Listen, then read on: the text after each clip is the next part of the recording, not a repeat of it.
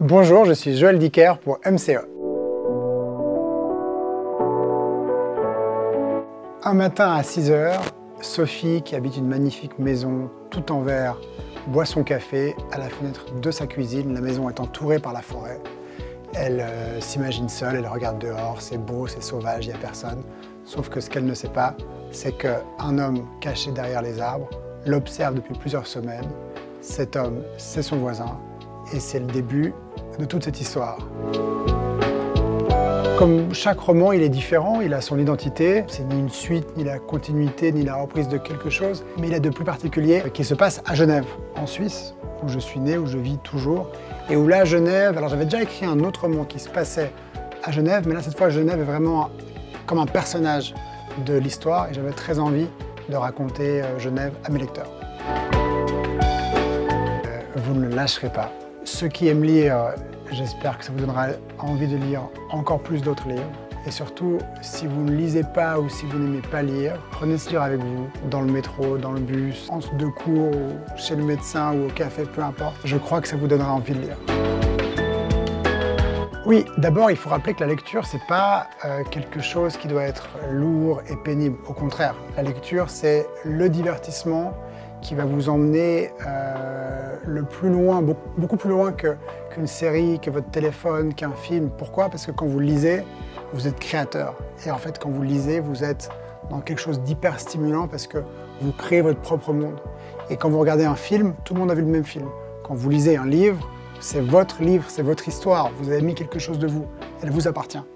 Lire, c'est pas bloquer dans son agenda une soirée entière à lire un livre horrible et on s'endort à moitié, mais on est obligé de lire. En fait, on a cette impression que c'est long, c'est pénible, c'est obligé. Quand on a commencé un livre, on est obligé de le finir. Pas du tout, c'est du plaisir. Et vous allez avoir du plaisir. Je suis convaincu que tout le monde aime lire, mais que tout le monde ne le sait pas encore. Et pour ça, qu'est-ce qu'il faut faire? Une solution magique, tadam, attention, ayez un livre avec vous. Franchement, avec tout ce qu'on trimballe dans nos poches toute la journée, il y a la place pour un livre. Il y a des livres de poche, c'est des formats, ça rentre dans une poche de jeans, vraiment. Hein. Et qu'est-ce que vous faites? Dès que vous avez 5 minutes, vous lisez. Et à coup de 5 minutes par-ci et 5 minutes par-là, vous allez voir que vous allez lire une page, 3 pages, 10 pages, vous allez être pris dedans, vous allez voir le plaisir. Et j'ai envie de vous dire, lancez-vous ce défi-là, dites-vous, voilà, donnez-vous 15 jours, en vous disant pendant 15 jours, j'ai un livre avec moi et un moment libre sur deux, un, je prends mon téléphone et je fais ce que j'ai envie de faire dessus, et l'autre, un sur deux, l'autre, je lis quelques pages de mon livre. Je peux vous assurer que si vous faites ça, au bout de 15 jours, vous deviendrez un lecteur. À quel personnage est-ce que je m'identifie? Mais à tous. Il n'y a pas un personnage, que ce soit dans ce roman ou dans les autres, duquel je me sens particulièrement proche ou au contraire particulièrement éloigné. Parce que comme je les crée, je les conçois, il y a un peu de moi dans chacun d'eux, donc je me sens forcément proche parce que je les ai conçus. En même temps, s'il y a un personnage dont je me dis c'est moi, c'est ma vie, alors il y a un problème parce que j'écris des romans, et ça c'est de la fiction, ça veut dire que c'est une invention. Et donc j'ai besoin de garder une distance quand même. Et de la même façon que si un des personnages veut dire alors lui, il ne m'attire pas du tout, il ne me parle pas du tout, il n'y a rien de moi, alors c'est qu'il n'est pas réussi, il faut que je l'enlève. C'est un roman pour lequel, alors en principe quand j'écris, je me lève toujours très tôt. Et là j'ai eu une lubie qui est venue je ne sais pas d'où, de commencer à écrire à 3 h du matin. Et c'est un roman que j'ai commencé à 3 h du matin et donc j'étais très décalé à un moment donné. Parce que quand vous commencez à 3 h, vous êtes à l'envers. Mais c'était un souvenir très agréable, très excitant parce que voilà, il y a ce plaisir du matin très très tôt qui sont pour moi des heures très précieuses. Le temps compte presque double et donc j'ai aimé ça. On n'en sort pas indemne parce que c'est un roman, c'est une histoire où au fond, elle nous met face à une réalité qui est la nôtre, qu'on soit, peu importe notre âge, peu importe qui on est, d'où on vient. Cette réalité, c'est les apparences, c'est l'imaginaire. C'est ce que les autres nous cachent, les apparences, mais les apparences, c'est aussi ce qu'on cache aux autres et pourquoi. Et j'espère que à la lecture de ce livre, le lecteur sera un peu interpellé par ce monde dans lequel on vit, où les apparences sont omniprésentes, et se demander pourquoi, et qu'est-ce que nous on essaie de cacher, qu'est-ce qu'on n'assume pas, et est-ce qu'on ne se porterait pas mieux au fond si on assumait pleinement qui on est vraiment, avec nos défauts, notre passé, nos regrets et nos côtés plus sombres.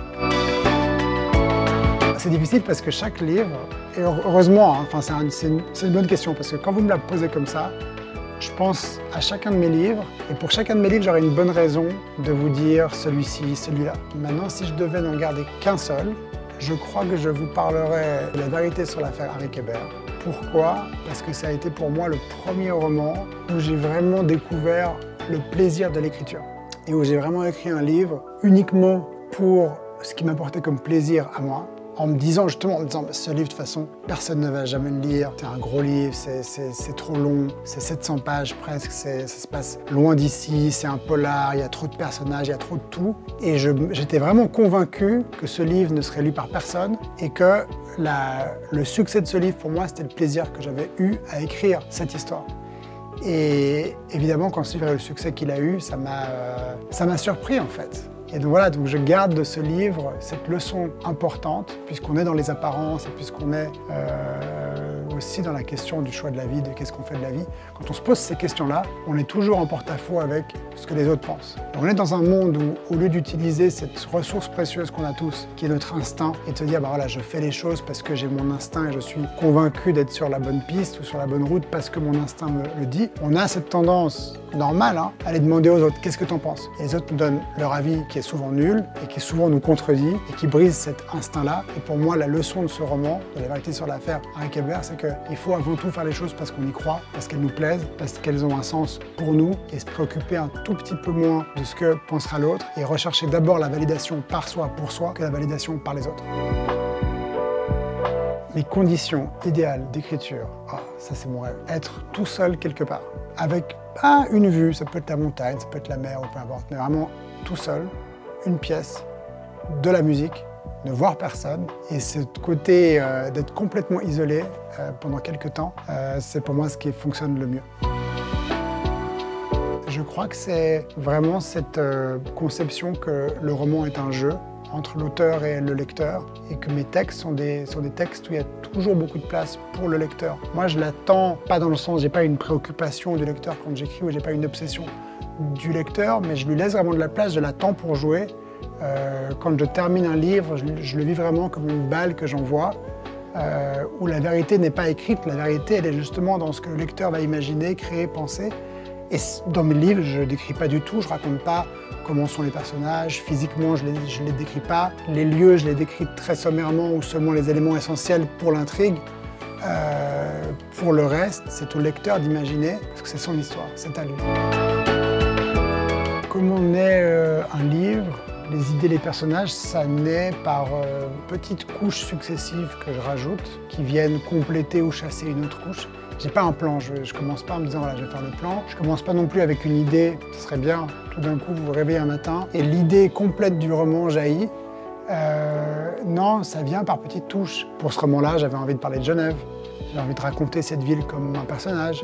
Et puis en pensant à ce qu'est Genève pour moi, c'est une ville dans laquelle la cité, la ville, le côté urbain est très lié à la nature et à la campagne, puisque vous êtes en un quart d'heure de route, vous êtes de l'hypercentre à la nature avec des vaches, et des moutons et des champs. Et donc j'ai imaginé ce couple, cette maison dans la nature, et puis peu à peu en me disant, là c'est bucolique, c'est joli, il faut quelque chose qui vienne briser un peu tout ça. Mes amis, nous en avons parlé avant, je vous donne un challenge de lecture, 2 semaines, prenez 2 semaines et je vous promets que vous serez des lecteurs après ça. Pendant 2 semaines, vous mettez un livre dans votre sac, dans votre poche, vous partez avec. Et pendant 2 semaines, un moment d'ennui ou de liberté sur 2, ça veut dire un trajet sur 2, ça veut dire une pause sur 2, voilà. Vous l'utilisez pour lire. Vous lisez ce livre. Si vous ne savez pas quoi lire, vous allez dans les médiathèques, dans les bibliothèques, dans les librairies, vous demandez à vos parents, vous demandez à vos copains. Il y a des livres partout à emprunter et vous lisez. Et je peux vous assurer qu'après 15 jours, vous laisserez tomber votre téléphone et vous n'aurez plus qu'une envie, à chacun de vos trajets, c'est lire, vous deviendrez des lecteurs, c'est garanti et approuvé et vous en sortirez transformé. Bonne lecture.